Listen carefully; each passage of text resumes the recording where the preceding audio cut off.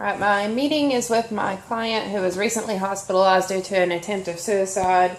The client put a belt around her neck and attempted to hang herself. She was recently released from St. Joseph Regional Medical Center and has a history of having disruptive behavior, getting in trouble at school, breaking the rules, arguing with her parents, poor interactions with her siblings and her peers. With the medications that she's on, it looks like the doctor has diagnosed her with bipolar disorder and more than likely attention deficit hyperactivity disorder. I'm going to go get my glasses. 3:30 for Miss Selvage. Hi, my name's Lisa. Hi. Nice to meet you. Nice to meet you too. And I'm going to be your therapist today. And we're going to talk about some things that's been going on with you and all that. I've looked at your background and seen that you were just recently released from the hospital for an attempted suicide. But first, before we get into all that, I want to talk to you about confidentiality. Do you know what that is? No. Okay, well, confidentiality means that anything that we say during this meeting and in my office that I can't tell to anybody. It means that if you want to tell me about your parents or anything like that, then it stays between us. But if you mention that you're going to hurt yourself or that you're going to hurt somebody else, then I have to notify the doctors and authorities and the other person to let them know. Is that okay with you? Yes. Okay. I won't give any information out unless I have your consent first. Okay? All right. So this recent stay that you had in the hospital, it says in your chart that you attempted suicide by putting a belt around your neck. You want to tell me more about that?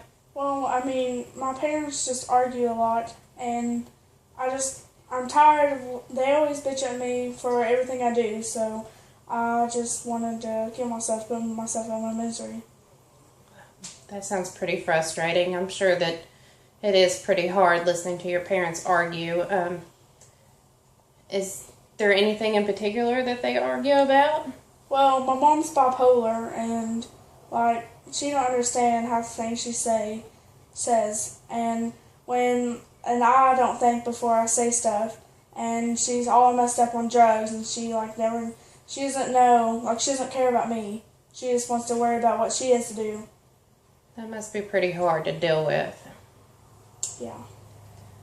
What about your dad? Is he okay? I mean... Well, my dad's a dopehead too. He's always drinking too, he's a bad alcoholic, and he don't know when to stop, and he gets rough when he drinks, and he doesn't realize it. It must be pretty hard living in that situation. What about school? How's school going for you? Well, I got in trouble because I said an inappropriate language to boys at my school, and so I had to eat lunch by myself. That must feel pretty bad that you have to eat lunch by yourself. I mean, just kind of lonely. Yeah, I don't have no friends at my school. You want to tell me more about why you make comments to the boys that got you in trouble?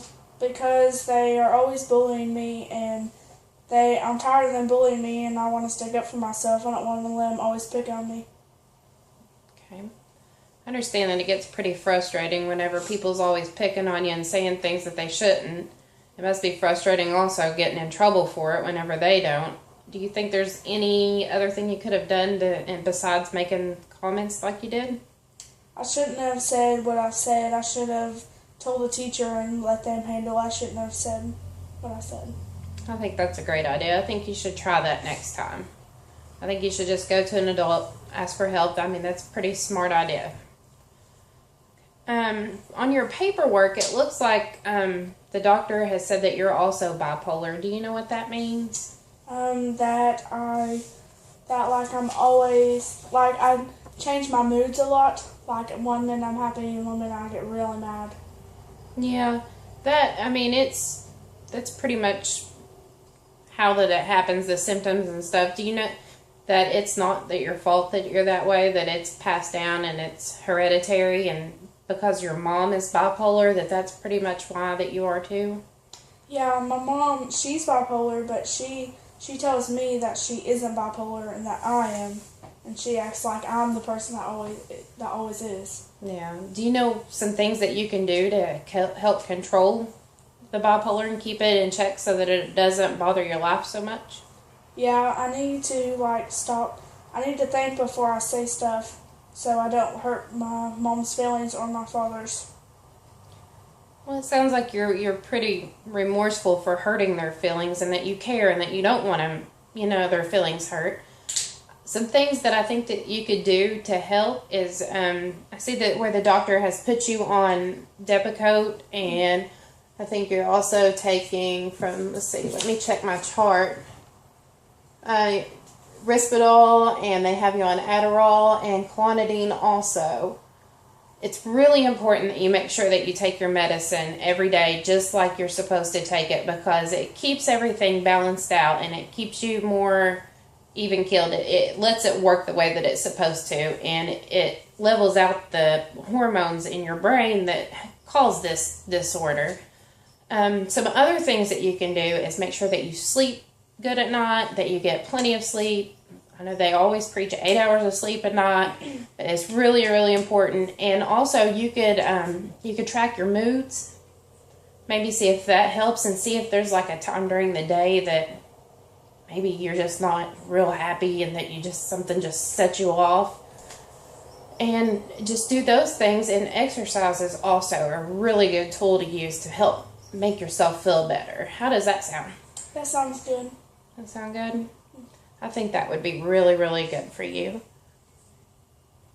Let's see. Do you have any other questions? Mm-mm. No? Okay, well, I think if you work on those goals and you keep track of everything, then I think when you come back in next time, we can see where you're at. And maybe we can work on some goals for school, and maybe with your friends and outings and things like that. How does that sound? That sounds good. That sound good? Okay, do you have any other questions for me? Because our meeting is almost over. No. No? Okay, let me see if I can make you an appointment for the next time, okay? Okay. Okay, how about you come back next week at the same time? How does that sound good? That sounds good. Sound good? Mm-hmm. Okay, well, it's been really, really nice talking to you today, and I appreciate it. I can't wait to see you next week. Thank you.